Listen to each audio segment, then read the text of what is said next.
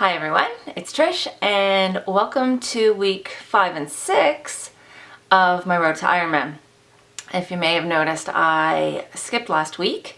I went away to my parents for, my kids were on March break, so we went away to my parents' house and we enjoyed a few days of downhill skiing. So that was really fun. So having said that, I thought maybe this week's theme could be about cross training and about how to, continue your training when other things come up, say travel in particular. A lot of people have to travel for work, or you're going to have some fun and maybe you're going to go on a fun trip and travel. So let's talk about that a little bit. When I was working, I'm a stay-at-home mom now, but when I was working, I'd always make sure that my hotels had both a pool and a workout room. And the workout room, I always made sure that there was like at least a treadmill and if not a stationary bike as well. So so I would recommend you do the same if you are traveling for work or for pleasure. Check that out. When we went to last year for my 40th birthday party, the family took me to Hawaii. So that was another thing. We went on to this Disney resort. It was called Aulani. And again, I did some research into the gym there. I wanted to make sure that the gym had a lot of equipment, and it did. By all means, it had a ton. I did run outside, although where the resort was situated, I couldn't run too far. So another thing to consider is look at where your hotel is situated. See if there's any cool paths or like running along water. Say if you're going, somewhere that has an excellent waterway, you could, run along water, anything like that. So those are the kind of things that I look for when I'm training. Luckily, when I go to my parents, my dad has, he has a treadmill as well as he has a spin bike. So I was able to utilize those while I was away. Plus, don't feel bad if you're going on a very active trip like I did. You can use that trip like I was skiing. So 2 of those days, instead of training, I was too exhausted after those days to do any training. But I'm using that as kind of cross training. So you may be going on a canoe trip or a kayak trip or skiing, anything like that. Remember that those things can be used towards your training. So just keep that in mind as well.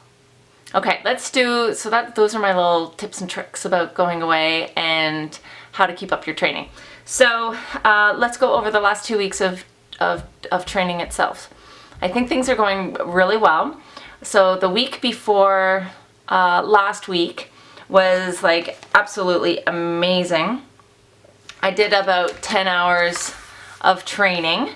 So this is, it was just, my numbers too are just kind of like crazy. So unfortunately I did no swim, but I did 20 miles of running, and the week before that I had done 15, and then I really jumped on the bike. So the week before I had 45 miles of total biking done, and then the following week I did 109 miles on the bike. Again, no swim, not ideal, but I am getting back into swimming. I've done it this week. And I'm excited. I'm gonna do it at least 2 or 3 times this week. So I'm getting back into it, and I've got to really get serious about the swim. But the other 2 are going pretty decent. So that was a really good week. And then, like I said, last week I was skiing. So I skied for 2 days, and then at my parents I did some spinning and some running. Then when I got home, I did some more, actually a lot. So what's interesting too, so I only did, 3 days of training last week, like real training, not cross training or anything like that, real training. And I did just over 6 hours of training, which was the same as 5 days of training like 2 weeks prior. So before I did the big week of like 10 hours, the week before that was like 6.15 hours. Actually did more hours last week, not including all the skiing I did. So that's just showing that each individual workout is getting longer and more intense, and that's amazing. So I'm really, really excited about that. This week is starting off good.